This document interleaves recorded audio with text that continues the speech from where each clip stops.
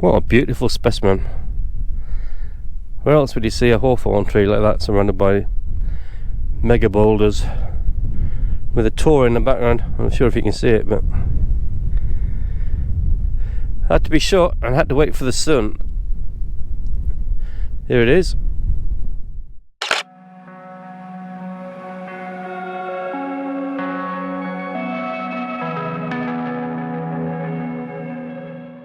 So this is one of the places I've been heading to, Windy Post Granite Cross, and it's kind of in the middle of nowhere.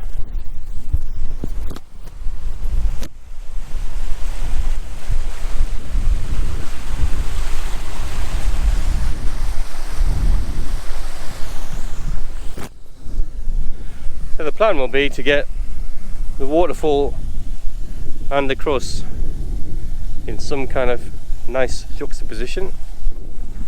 Problem is, the sun's in the wrong place. Still, we'll sort it out.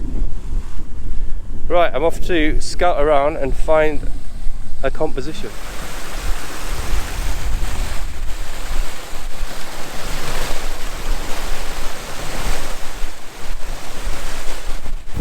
So that's the shot there, really. It's to get the waterfall in the foreground with a wide angle lens on, and then the cross in the background with plenty of clouds just to give the sky a bit of interest.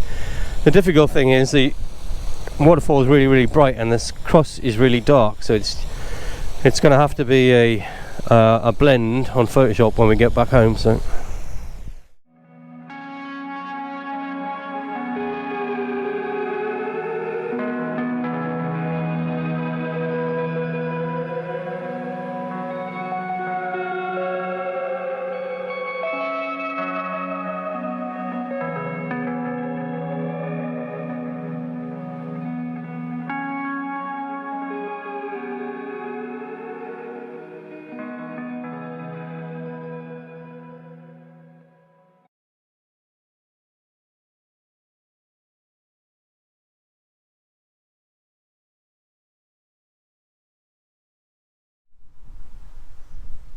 So now I'm off to try something a little bit different. Photographing woodlands is not one of my fortes. However, where I'm going today is supposed to be like Fangorn Forest, so surely I can't get it wrong, right? I mean, there's no mist and no fog or anything like that, but from what I understand there's some fascinating looking trees, so that's where I'm going right now. One of the main differences, by the way, between Cornwall and Dartmoor is I've parked in 2 car parks so far, right next to where I'm going, and it's cost me nothing, and the toilets are free. So. Right, let's go.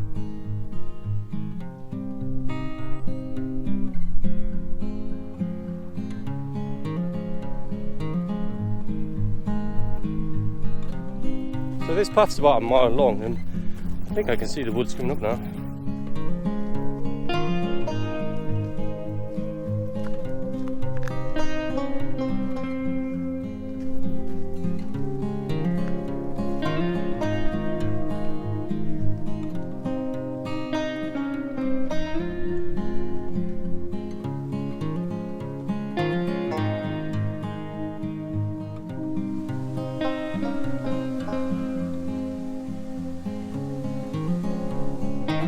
Where you look, it looks as if the trees are fighting with the boulders.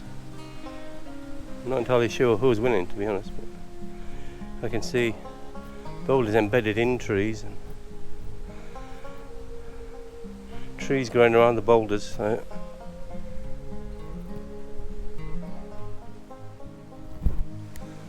I do love the way this tree is side lit by the sun. There's an awful lot of clutter behind, so that's an interesting one, but it does look pretty. Wide angle, I think, trying to get as much as it in as possible. Fairly shallow depth of field, although I've got to be careful because I don't want it to be out of focus. So let's have a go at that.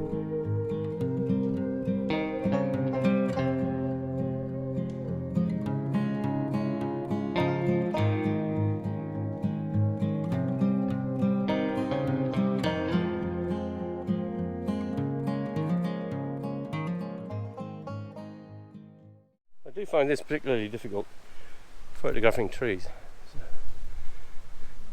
It's beautiful to the eye, but I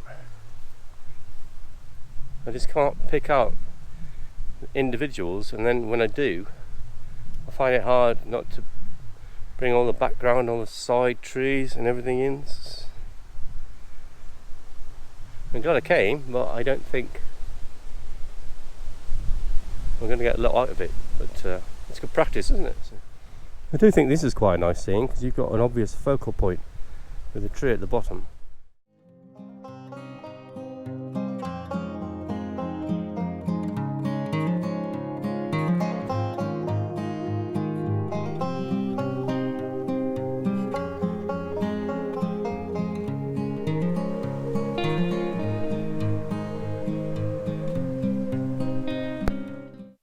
Trying to get some focal point.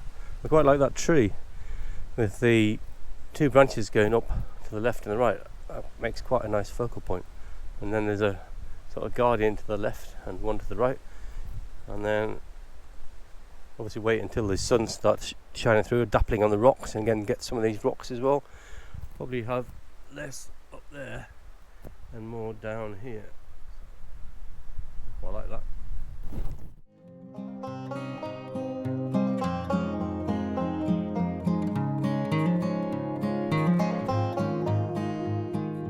I quite enjoyed that. Like I said, it's quite hard, and it's not my genre. I don't know what it is. It's just I don't know. I find it hard. So what I've been trying to do is find focal point trees, and I'm waiting for the sun to shine through. It's actually so peaceful doing that. You're sitting, you can hear the hazelnuts dropping on the ground. Just sitting, listening to the wind blow through the trees, and then everything just gets brighter, and then all the rocks and everything light up. So I like it, but I'm just not very good at it. Anyway, let's go.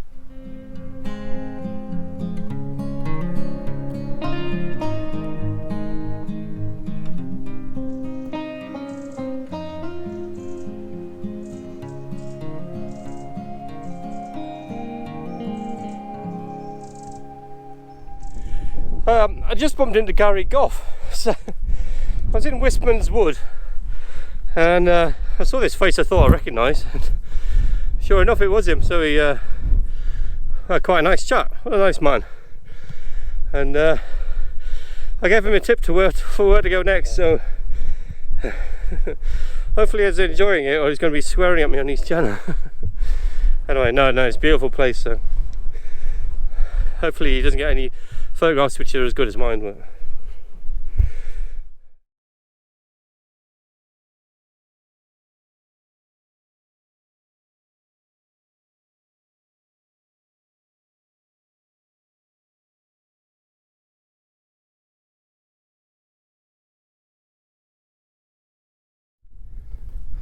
So the last place for the day I've come to is Merryvale Stones. It's a prehistoric set of stones which unsurprisingly face east to west. So should anything happen over there, which I've got hopes for, because if the sun drops low enough it might get underneath this cloud and light it all up. But hey, who knows. Let's go and walk down the stones.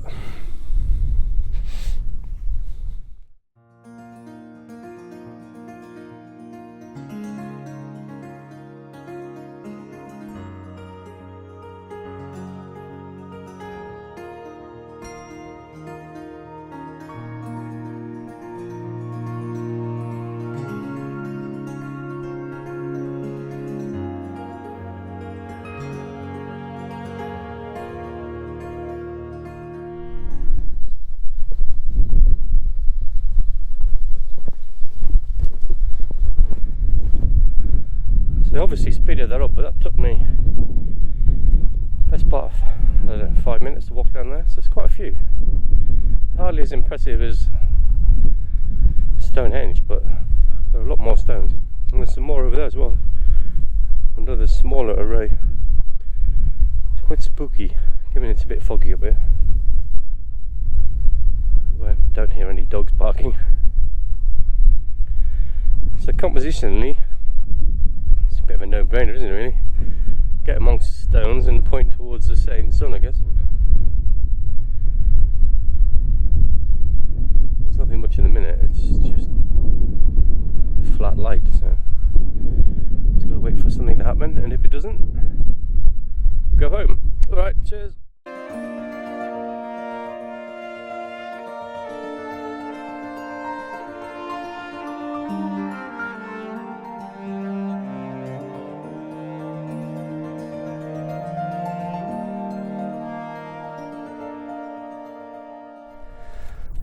I'll show you what I've got set up just in case. So I've got a wide angle lens on here, and in the middle of these stones there is like a central ring. I don't know what's going on, no idea. But this seems to be a particularly good focal point.